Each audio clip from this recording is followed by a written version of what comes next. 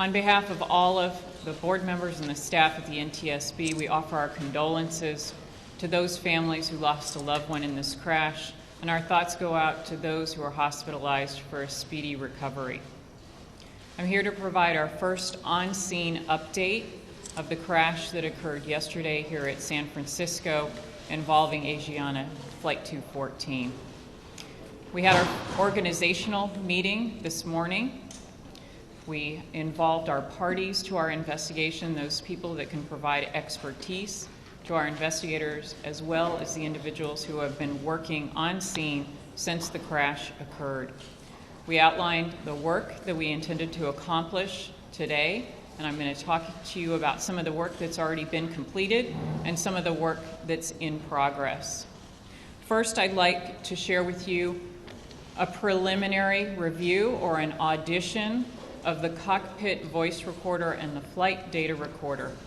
Yesterday, we had investigators that arrived on scene. They were able to secure the cockpit voice recorder and flight data recorder. They went back to DC on a red-eye flight last night. They were escorted by a federal air marshal. They were met by our investigators in Washington, DC this morning. They were taken to our lab in Washington and read out. We had good data on the FDR and the CVR, and from a preliminary audition, I'm going to give you some high points. The CVR was a 2-hour recording, and it was of good quality.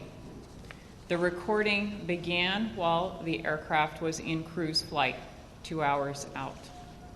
The flight is cleared for the visual approach to runway 28 left. This is confirmed by the crew. The aircraft was configured for approach. Again, this is based on the cockpit voice recorder, the communications between the crew in the cockpit. The aircraft was configured for approach with the flaps at 30 degrees and the gear down. The target speed for the approach was 137 knots. The approach proceeds normally as they descend. There is no discussion of any aircraft anomalies or concerns with the approach. A call from one of the crew members to increase speed was made approximately 7 seconds prior to impact. The sound of the stick shaker occurs approximately 4 seconds prior to impact.